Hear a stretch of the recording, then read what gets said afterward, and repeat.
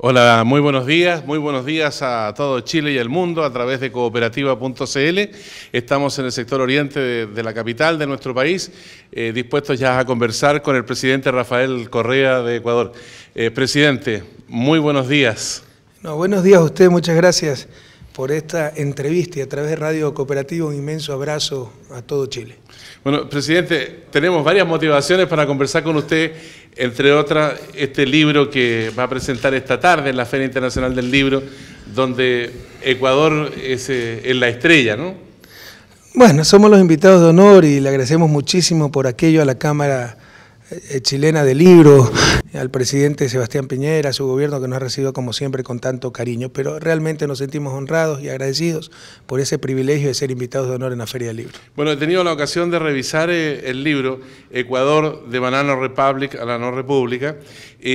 Aquí usted hace una relación histórica de diferentes etapas que ha vivido su nación, pero hay una idea central que a mí me parece que es tremendamente potente en cuanto a un propósito político que usted se manifiesta como gobernante, en el sentido de recuperar la república donde el individuo esté por sobre el capital. ¿Eso quiere decir que no ha habido igualdad ante la ley en Ecuador hasta ahora, o los derechos fundamentales no son respetados en esa nación hasta que usted asume la presidencia? En América Latina y en el mundo, en ese sentido, porque yo creo que el grave problema del sistema económico actual es la total, absoluta supremacía de los intereses del capital sobre los seres humanos. Describo algunos casos en Ecuador que son válidos para toda América Latina, una serie de leyes absurdas, los arbitrajes. O sea, usted para denunciar en las instancias interamericanas de derechos humanos un caso de abuso a esos derechos, tiene que agotar las instancias judiciales del respectivo país.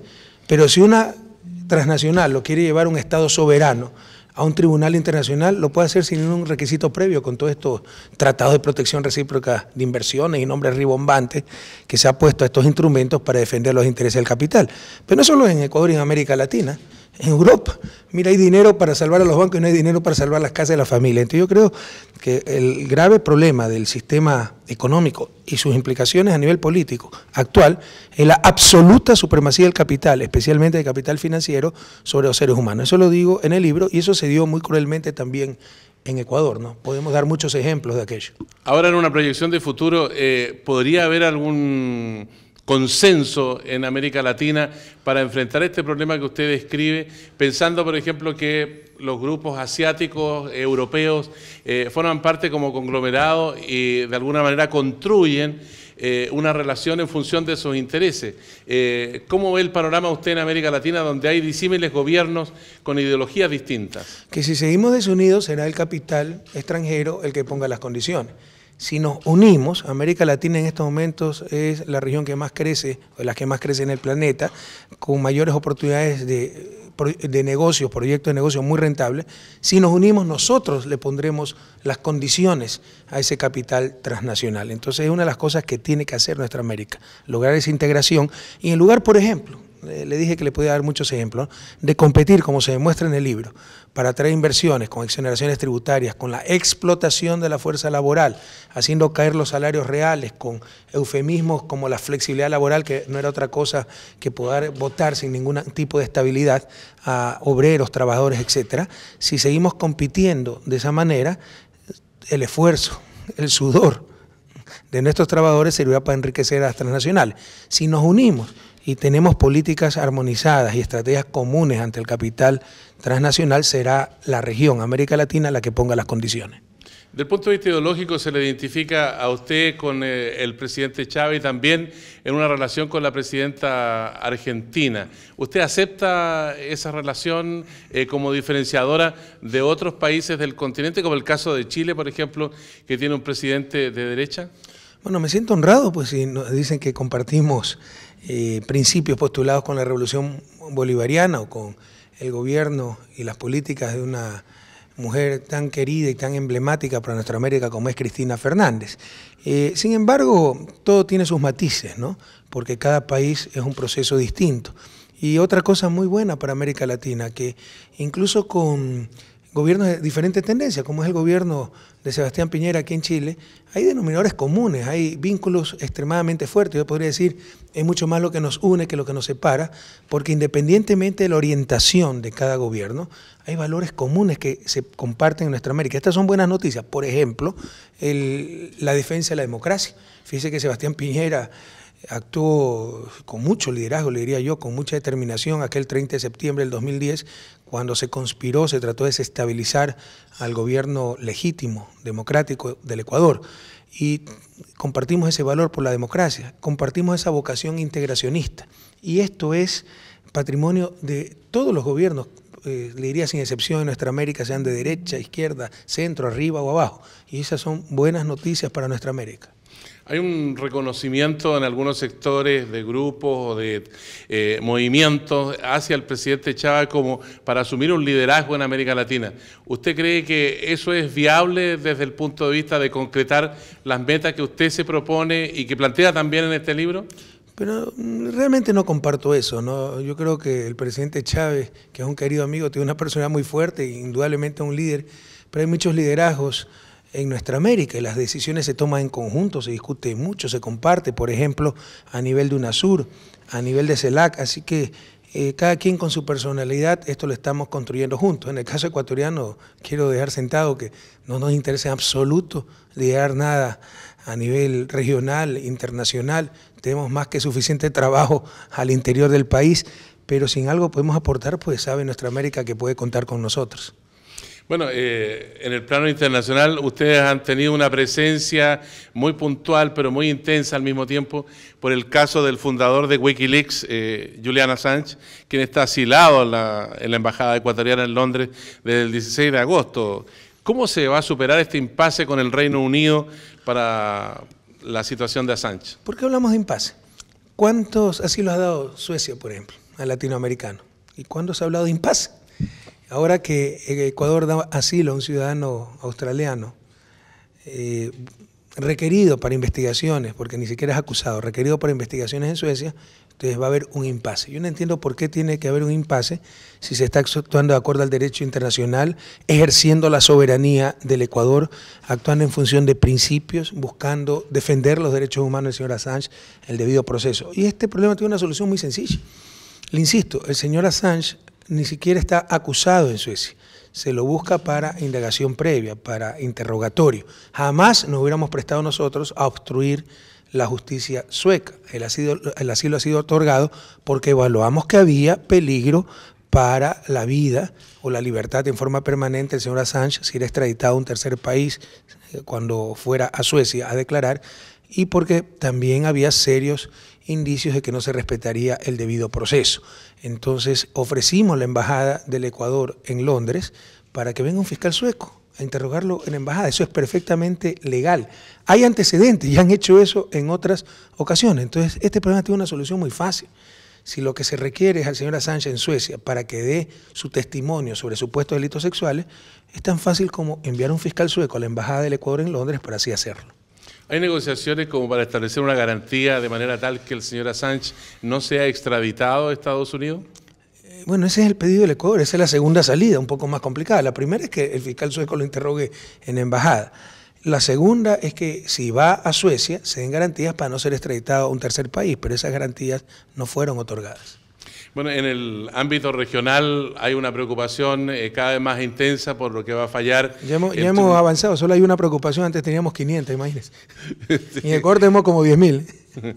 Bueno, a nivel regional la preocupación por el fallo de La Haya a fin de año, que tiene involucrado a Chile con Perú, pero en alguna medida también a Ecuador, que ha participado de estas diferencias. Este pronunciamiento, digamos, ¿le preocuparía que La Haya fallara, por ejemplo, a favor de Lima? ¿Qué repercusión podría tener en las pretensiones que en algún momento Perú manifestó con respecto al territorio ecuatoriano? Bueno, en este momento el fallo de La Haya para Ecuador no tendría ninguna repercusión porque nuestros límites marítimos han sido establecidos de forma definitiva. Nosotros le deseamos la mejor de la suerte, la mejor de las armonías, tanto a Chile cuanto a Perú, dos países hermanos y muy queridos. Pero incluso en este impasse, si lo pudiéramos llamar diferendo, hay buenas noticias. Imagínense hace 20, 30 años, un conflicto de esta naturaleza, ¿en qué hubiera desembocado? Tal vez un enfrentamiento armado. Ahora, agotadas las vías diplomáticas entre los dos países, se ha recurrido a la vía judicial a nivel internacional para superar el diferéndum. Entonces, lo importante es que los pueblos de ambos países, tanto Chile como Perú, acepten el dictamen de la Corte de La Haya. ¿Usted no siente, presidente Rafael Correa, o tiene la preocupación de que Perú podría reactivar la pretensión que tuvo en algún momento sobre el territorio ecuatoriano si le va bien en La Haya? No, eso es absolutamente imposible. Por primera vez en historia, nuestros límites, tanto terrestres cuanto marítimos, han sido establecidos y, bueno, de forma extremadamente clara. Esos límites han sido aceptados, ratificados por ambos países, registrados en las correspondientes instancias internacionales, entre ellas la ONU. Entonces, esa posibilidad es absolutamente inviable. La situación de los países está marcada, entre otros hechos tan trascendentes que tienen que ver con los derechos humanos, por lo demás, y que dicen relación con la libertad de expresión y el derecho a la información. En Ecuador, el Instituto Internacional de la Prensa ha hecho cuestionamientos acerca de la relación de su gobierno con los periódicos, con radioemisoras, con canales de televisión, donde se ponen restricciones, argumentan ellos, que coartan esa libertad de expresión. ¿Qué instituto, perdón? ¿Cómo? ¿Qué instituto es el que ha dicho eso? El Instituto de la Prensa Internacional. Es que tienen 500 institutos que ellos mismos se inventan, los financian, ¿no?, para autocondecorarse, para criticar a los que le caen mal. ¿Y usted sabe a quién pertenece este instituto? ¿Quién lo financia? Las Hermanitas de la Caridad, la CIA, la CIP, para poder opinar, porque ni siquiera sé cuál es este dichoso instituto. En todo caso, usted vaya a Ecuador para ver si hay alguna restricción a la libertad de prensa. ¿Qué es lo más emblemático o lo más categórico para decir que en un país no hay libertad de expresión? Censura previa. Vaya, pregunte qué periodista ha sido censurado en Ecuador. Lo que sí deben tener es responsabilidad ulterior. Y lo que sí es que este presidente, como persona de carne y hueso, y creo que representa el sentir de la inmensa mayoría de ciudadanos, si me lanza una calumnia, un medio de comunicación, yo le voy a decir que está calumniando y que son unos mentirosos, pero es hasta tragicómico, ¿no? A uno lo dicen corrupto, y cuando uno reacciona, oye, yo no soy corrupto, atentada a la libertad de expresión, porque cierta prensa ha estado acostumbrada a hacer lo que le ha dado la gana en nuestra América, porque es un problema regional. Y esto tiene que terminar, todos debemos respetar la ley y la honra de las personas, que es el límite de la libertad de expresión de acuerdo a todos los tratados internacionales, empezando por el Pacto de San José, por la Convención Interamericana de Derechos Humanos. Presidente Correa, le mencionaba el caso del Instituto de la Prensa Internacional, porque ellos tuvieron una delegación y el vicepresidente de la República los recibió este año para hablar de estas materias, en alusión al caso de juicios millonarios por injurias calumniosas en contra del diario El Universo y contra los periodistas que escribieron el libro El Gran Hermano. A eso hacía referencia. Sí, pero ¿de cuándo poner un juicio contra gente que ha cometido un delito es atentado a algo? La ley solo puede ser una amenaza para un sinvergüenza, pues para alguien que rompe recurrentemente la ley, pero le insisto, son cosas que no entiendo. Hablamos de democracia, Estado de Derecho, etcétera. Nos dicen que hay una frase que publica precisamente El Universo a cada rato, ¿no? Con una prensa mala, una sociedad puede temblar. Con una prensa buena se acaban las libertades. Para la primera solución están las leyes, para la segunda nada, escoger. Y cuando se responde con la ley en la mano, sigue siendo atentado a la libertad de expresión. Lo que quieren llegar es a un estado de impunidad, que no es bueno para la región, por favor. Y no nos damos convencer latinoamericanos. Tampoco es bueno esto de que porque uno es un hombre público, porque tuvo la desgracia de ganar una elección, ya tiene que aguantar que le digan corrupto, sinvergüenza en nombre de la libertad de expresión. Solo los peores nos vendrán pues estos cargos, porque la gente que tenemos dignidad, que tenemos sangre en la cara, que no somos deshonestos, no tenemos por qué aceptar estas cosas. Y cuando respondemos de acuerdo a la ley, atentado a la libertad de expresión. Quieren llegar a una situación en que agachen la cabeza a los presidentes de los gobiernos, como siempre lo hicieron, pero al menos en Ecuador, con este presidente, eso no va más. Presidente Correa, ¿con qué ojos ve usted el resultado eventual de la elección de presidente en Estados Unidos? Bueno, yo tengo un aprecio personal por el presidente Obama, creo que es una gran persona. Siempre para América Latina, pues, los gobiernos republicanos han tenido una política exterior mucho más desconocedora, dicho sea de paso, en la región, mucho más simplista y primitiva. No quiero interferir en asuntos internos de otros países, pero ya que me ha preguntado mi deseo, bueno, yo le deseo la mejor de la suerte al presidente Obama. Bueno, usted seguramente vino muy bien informado acerca de lo que pasa en Chile. Tenemos elecciones municipales este domingo y se ha hablado mucho de la presidenta Bachelet, que en este momento encabeza ONU Mujer allá en Nueva York. ¿Qué percepción tiene usted acerca de su posible vuelta para ser candidata presidencial en Chile? Yo creo que eso le corresponde responder a los chilenos. Le puedo dar mi percepción personal hacia ella. Y creo que es una extraordinaria mujer que llena de orgullo a todos los latinoamericanos y una queridísima amiga. Presidente, yo tengo aquí un ranking que es un resumen que hace una agencia mexicana de evaluación de los presidentes de la República en todas las naciones del continente. Aquí en Chile, para ilustración de los auditores del diario Cooperativa, en la encuesta que hace Adimark ubica al presidente Piñera en lugar 17 en la última encuesta con un apoyo del 36%. Usted aparece en el primer lugar de esta lista con el 80% de aprobación. ¿Qué significado tiene para usted? Me imagino que esta encuesta la vio, ¿no? Sí, la encuesta Mitos, que es cada año. Bueno, ¿qué significado? Eso demuestra el mal gusto del pueblo ecuatoriano. Pero también, que mire, o sea, con nuestros aciertos y con nuestros múltiples errores, lo que creo que nos da ese apoyo popular es que la gente ve que somos gente auténtica. Nuestros pueblos, nuestros ciudadanos, los ciudadanos ecuatorianos sienten que somos gente auténtica, que queremos auténticamente, sinceramente, el bienestar de las grandes mayorías, sacar adelante al país, acabar la injusticia, terminar con la pobreza. Entonces pienso que gracias a eso es que gozamos de ese inmerecido apoyo popular. Una pregunta para el cierre, presidente. Ecuador tiene un mundo indígena que tiene una historia muy potente. ¿De qué manera se relaciona el poder político con el mundo indígena cuando muchas veces hay intereses que se contraponen? Me puedo dar un ejemplo de intereses que se contrapongan, porque la verdadera política es buscar el bien público. Y, por ejemplo, prioridad para nosotros, yo le he dicho, nuestra opción preferencial es por los jóvenes, por los más pobres y por nuestros pueblos indígenas. ¿En qué se contrapondrían los intereses de un gobierno que busca ese bien común con el interés de nuestros pueblos indígenas? ¿Qué le diría usted al pueblo mapuche?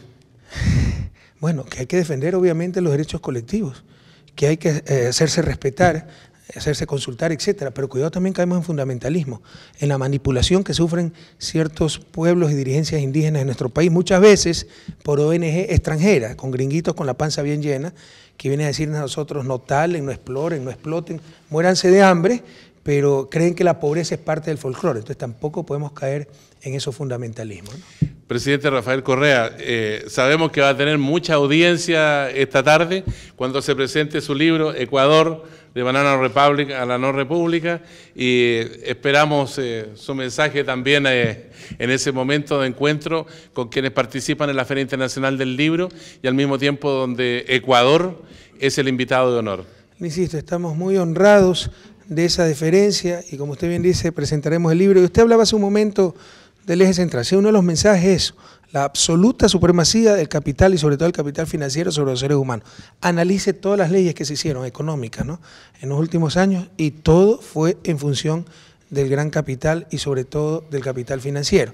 Pero el título del libro quiere expresar algo más, que nuestras repúblicas, en este caso Ecuador, nunca fueron pues la panacea social, político, económico en cuanto a justicia y equidad, pero lo que se hizo en los últimos años, en las últimas décadas con el neoliberalismo verdaderamente fue criminal. Es decir, si antes fuimos Banana Republic, nos dejaron en nada, destruyeron nuestras repúblicas.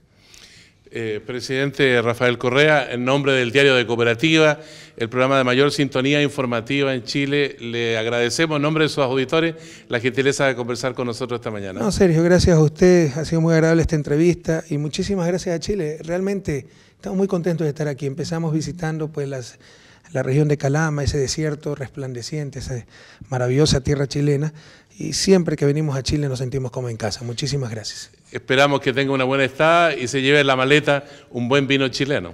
Por supuesto.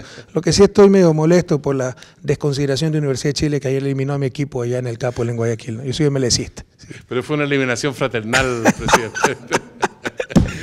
Esas formas de fraternidad no me convencen demasiado. Gracias, presidente. Buena estada.